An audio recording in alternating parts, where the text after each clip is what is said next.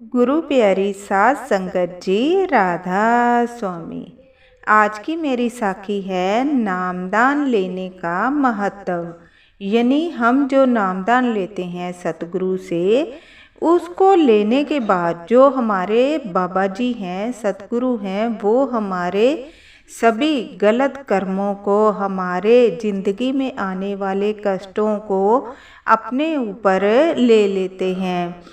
यह हमें कैसे पता लगता है? दिन भले कैसे ही चल रहे हों, जब हमें लगे कि हमारे साथ कोई खड़ा है, हमारे साथ कोई चलने वाला है, हमारे साथ कोई चलने वाला है, हमारा हाथ थामने वाला है, यानी जिंदगी में जितने उतार चढ़ाव आते हैं, अगर हमारे साथ हमारे सतगुरु होते हैं तो हम सभी कार्य कर भी लेते हैं और हमें यह विश्वास भी होता है कि हमारे सभी काम बनेंगे भी। और हमें लगता है कि हमारे जो बाबा जी हैं वो हमारे सभी दोषों को अलग रखकर हमें नामदान देते हैं, क्योंकि इंसान जो है गलतियों का पुतला होता है और इंसान से ही इतनी गलतियां होती हैं कि कोई ना कोई ऐसा मिल जाता है जो उसको संवारता है। यानी जैसे बाबा जी हमें जब नामदान दे देते हैं तो वो हमारी सभी गलतियों को,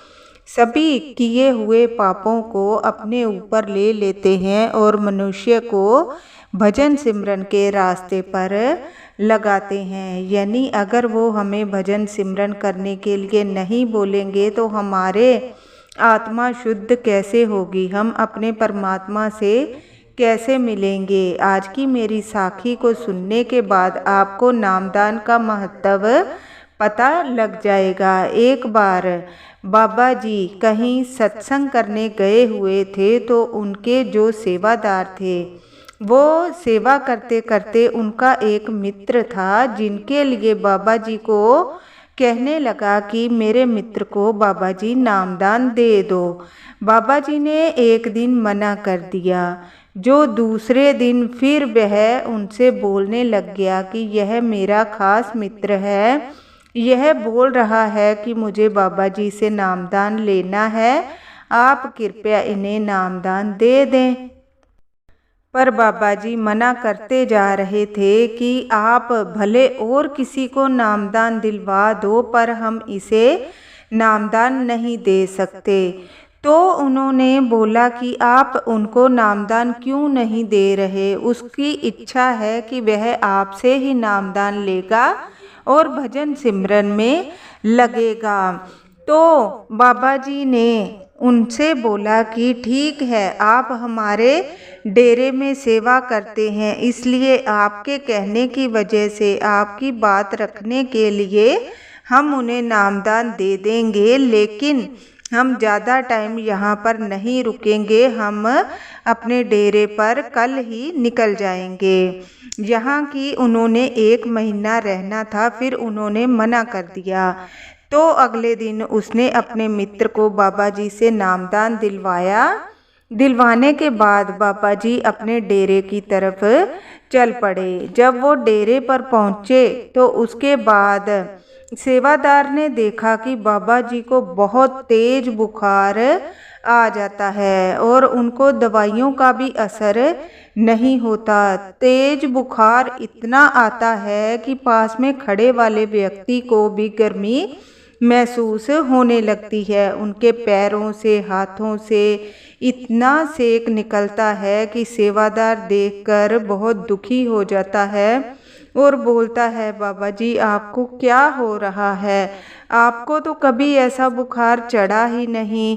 तो बाबा जी सेवादार को बोलते हैं कि यह बुखार मुझे इसलिए चढ़ा है, आपने जिसको मेरे हाथों नामदान दिलवाया है उसके पिछले जन्मों के कर्म ऐसे थे कि उसको इस जन्म में किसी भी गुरु का साथ नहीं मिलना था।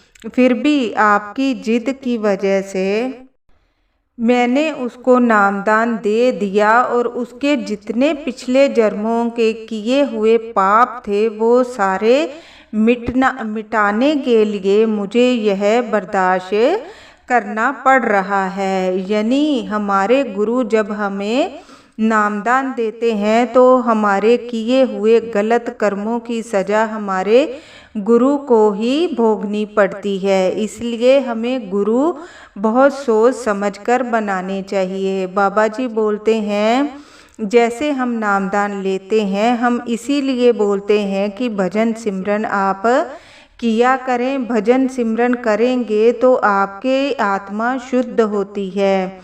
बाबा जी ने बोला यह बुखार अपने आप उतर जाएगा, आप फिक्र मत करें। सेवादार को बहुत ज़्यादा दुख हो रहा था। ऐसे ही देखते देखते 10 दिन निकल जाते हैं पर बुखार उतरने का नाम नहीं लेता। 11वें दिन बाबा जी उठते हैं। उठने के बाद स्नान करते हैं।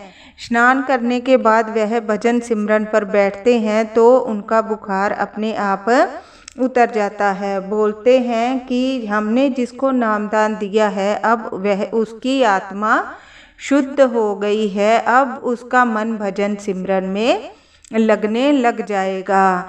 इसलिए हमें भजन सिमरन करना चाहिए और भजन सिमरन हम जितना करते हैं हमारी आत्मा शुद्ध होती है। और गुरु सोच समझ कर बनाने चाहिए।